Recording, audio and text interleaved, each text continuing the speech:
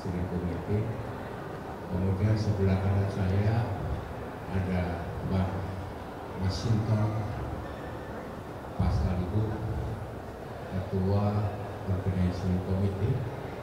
Sebelah kanannya ada Bu Nadia Nabituku, dan kemudian ada juru bicara partai dari Alhamdulillah, Bung Seno Baskoro. Sebelahnya Mbak Baskara itu Pak Dedi Sitorus, steering committee, dan kemudian Ibu Sena, sekretaris steering committee. Saudara sekalian, syukur alhamdulillah, sebetulnya Rakernas sudah dimulai dan semuanya sesuai dengan rencana yang sudah ditetapkan oleh panitia. Kemarin sudah diterima api abadi yang dibawa pelari maraton estafet dari api abadi Merapen Gerobokan. Alhamdulillah kemarin jam 4:30 sore diterima di Kemayoran dan dibawa oleh Sekjen Partai Pak Hasto Kristianto untuk ke acara Rakernas. Dan kemudian api abadi itu diserahkan kepada Pak Komarudin Watubun, Ketua Bidang Kehormatan, dan kemudian disimpan di sini. Ini sebagai satu rangkaian dari Rakernas yang menjadi simbol bahwa semangat perjuangan PD Perjuangan itu tidak akan pernah berhenti, tidak akan pernah padam. Semangat untuk tetap menegakkan dan melaksanakan konstitusi, melaksanakan ideologi Pancasila, menjunjung moral dan etika, serta menghormati satu proses di dalam kepemimpinan politik. Kemarin Pak Cicil sudah menyampaikan kita harus belajar dari olahraga, bahwa di dalam olahraga pun itu ada kompetisi yang sehat, ada satu proses yang harus dilalui apabila seorang ingin menjadi juara. Oleh karena itu, api perjuangan ini nanti akan diberikan oleh para atlet dan para kader partai kepada Ibu Ketua Umum pada saat acara pembukaan Rakernas. Mengenai isi materi dan sebagainya, Rakernas ini nanti akan membahas persoalan-persoalan yang terkait 3 persoalan pokok. Yang pertama tentang sikap politik dari PD Perjuangan, baik secara internal maupun eksternal. Yang kedua tentang merumuskan program-program kerakyatan, karena PD Perjuangan itu sumbernya, akarnya adalah rakyat. Bagaimana partai bisa merumuskan program-program kerakyatan untuk bisa mengangkat harkat dan derajat ya, pada masyarakat, pada rakyat, utamanya tani, nelayan, buruh, pemuda, dan perempuan. Ini akan digodok, dan ini akan digodok di kelompok 2. Yang dari sikap politik dan posisi PD Perjuangan akan digodok di kelompok 1. Kemudian yang ketiga, kelompok 3 ini akan membahas tentang strategi pemenangan pemilu kada 2024 yang akan dibagi ke dalam 3 subkelompok. Subkelompok pertama akan diikuti oleh DPC-DPD yang perolehan suaranya lebih dari 20%.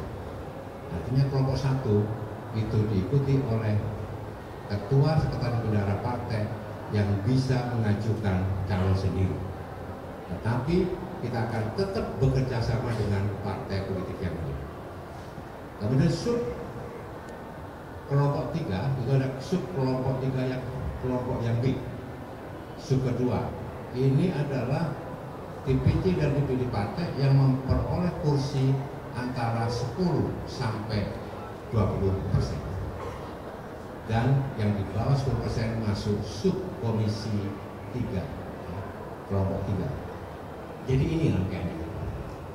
Nah, kemudian sebelum memasuki sidang-sidang komisi, rapat kerja nasional kelima akan mendengarkan pandangan umum dari semua DPD.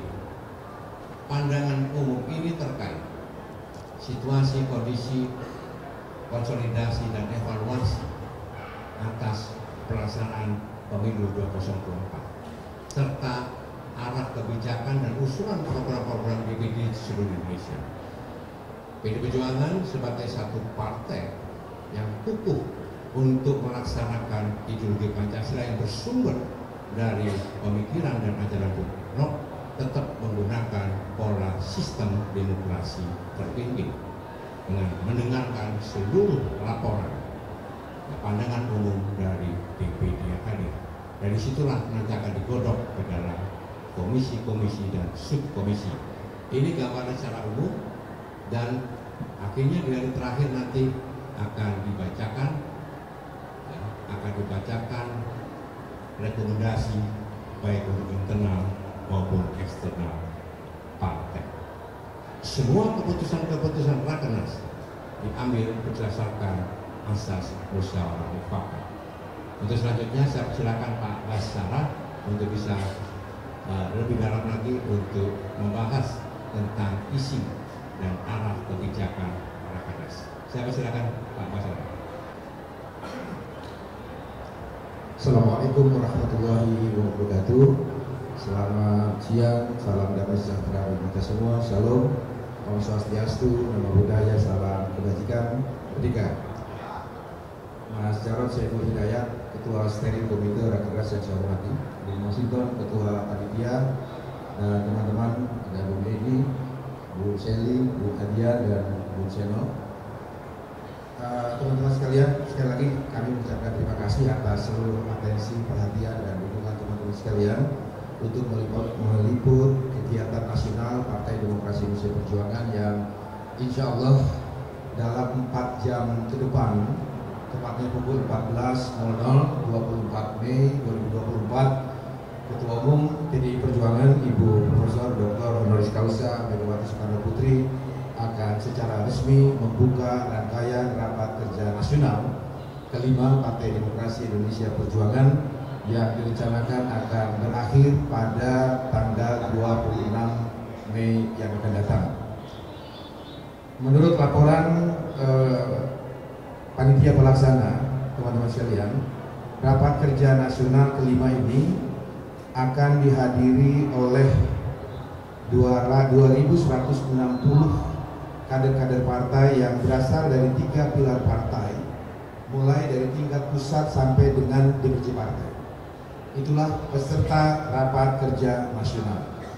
Namun dalam pembukaan nanti pukul 14.00, insya Allah akan dihadiri oleh sekitar 4.859 orang. Selain peserta Rakernas juga terdiri dari unsur-unsur undangan partai. Mereka terdiri dari pimpinan partai politik pendukung Ganjar Mahfud, kemudian menteri-menteri dari PDI Perjuangan, menteri-menteri sahabat, para senior partai, tokoh-tokoh nasional, relawan pendukung Ganjar Mahfud, para aktivis civil society, kemudian pejuang demokrasi, dan para cendekiawan. Itulah unsur-unsur undangan eksternal yang insya Allah nanti akan hadir bersama-sama di dalam pembukaan rapat kerja nasional. Melengkapi keterangan Ketua Steering Komite Mas Jarod Saiful Hidayat, ada 5 agenda yang akan dibahas, dirumuskan, dan diputuskan oleh Rakernas ini. Tadi sudah beliau sampaikan bahwa pertama kita akan melakukan evaluasi kinerja partai sejak pelaksanaan Kongres kelima PDI Perjuangan tahun 2019 lalu. Memang menurut ketentuan anggaran dasar dan anggaran rumah tangga kami, salah satu fungsi rapat kerja nasional ini adalah kami mengevaluasi perjalanan program-program partai, kinerja partai, capaian-capaian partai setiap setahun sekali dalam sebuah rapat kerja nasional. Jadi yang pertama adalah kita akan melakukan evaluasi kinerja partai berdasarkan parameter keputusan-keputusan Kongres kelima tahun 2019 yang lalu. Kemudian kita juga akan melakukan konsolidasi organisasi partai dengan mengembalikan siklus Kongres kembali ke tahun 2025. Karena menurut jadwal Kongres seharusnya dilaksanakan pada tahun 2019 ini. Tetapi karena agenda-agenda nasional lainnya, termasuk pelaksanaan Pilpres dan Pileg kemarin yang baru dilaksanakan dan November nanti kita akan melaksanakan Pilkada serentak, maka untuk kebutuhan konsolidasi dan pemantapan organisasi partai mensukseskan agenda-agenda nasional bangsa itu, maka Kongres akan diputuskan dikembalikan dalam siklus 5 tahunan di 2025 yang akan datang. Dan instansi musyawarahnya itu dilakukan pada rapat kerja nasional pada kali ini. Yang ketiga, tadi sudah disinggung Mas Jarod, kita akan melakukan konsolidasi organisasi untuk pemantapan Pilkada serentak tahun 2024. Saya kira tidak perlu saya ulangi lagi. Dan yang kelima, yang tidak kalah pentingnya adalah Kongres ini akan memutuskan dan memantapkan serta menetapkan Rakernas 5 maksud saya, akan membahas, memantapkan dan kemudian memutuskan hal-hal yang menjadi sikap politik resmi Partai Demokrasi Indonesia Perjuangan. Baik sikap politik menyangkut kebijakan internal organisasi maupun sikap politik yang menyangkut sikap eksternal organisasi. Di antaranya kita akan bahas prediksi dan proyeksi pemerintahan nasional bangsa Indonesia 5 tahun ke depan, dikaitkan dengan situasi politik global, terjadinya perang antara Ukraina dan Rusia yang sampai sekarang belum selesai, kemudian Iran dengan Israel, konflik Laut Cina Selatan, kemudian pemanasan global yang akan mempengaruhi peradaban kehidupan umat manusia di setiap muka bumi ini, lalu kemudian krisis moneter dan lain-lain. Kita akan bahas menjadi bagian-bagian pertimbangan kami yang tidak terpisahkan ketika kita akan merumuskan bagaimana sikap politik partai ini kepada situasi nasional dan internasional ini.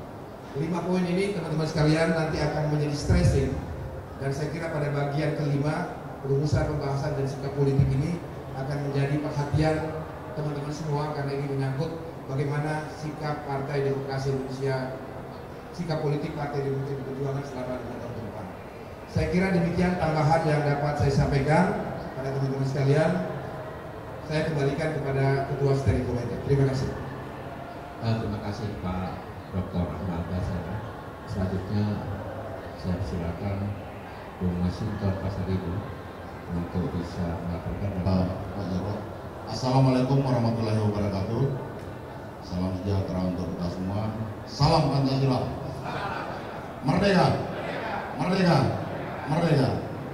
Terima kasih yang saya hormati Pak Ketua SI, Pak Jarod Saiful Hidayat, Pak Ahmad Basara, Ketua DPD PDI Perjuangan, Bung Adian, Bung Seno, Bu Seli, Wasekjen, dan juga Sekretaris OC, dan juga Bung Dedi. Terima kasih atas support dan perhatian dari teman-teman media dan pers sekalian. Rakernas ini tadi sudah disampaikan oleh DPD Partai dan juga Ketua SI.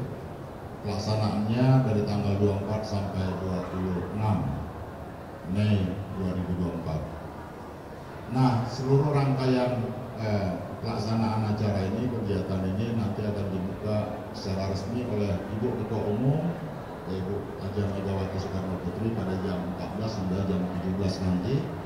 Kemudian estafet terus rapat internal, kemudian di lantai 1, 2, dan 3 nanti ada juga stand dari badan dan sayap partai.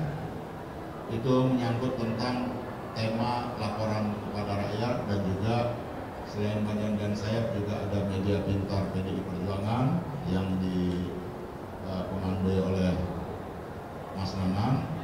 Nah, kemudian ada beberapa stand lainnya dari elemen seluruh kader. Nah, tentu seluruh rangkaian proses kegiatan ini adalah bagian dari agenda konsolidasi kepartaian, dan tadi sudah disampaikan oleh Pak Ahmad Basara, peserta ini diikuti seluruh elemen kepartaian dari seluruh daerah dan seluruh cabang di seluruh wilayah Republik Indonesia, dan juga peserta dari DPLN luar negeri dari berbagai negara. Nah, saya rasa itu saja yang bisa disampaikan dalam pertemuan ini dari OC. Tentunya nanti jika ada teman-teman dari media perlu apa segala macam, nanti bisa diinformasikan kepada OC terkait hal-hal apa mengenai kegiatan teknis lapangan. Nanti juga jam sholat kita sudah siapkan tempat untuk melakukan sholat Jumat dan berikutnya seperti itu. Saya rasa itu yang bisa disampaikan. Wassalamualaikum warahmatullahi wabarakatuh. Terima kasih. Bung Adian, ada tambahan? Bung Keno? Bung Denny?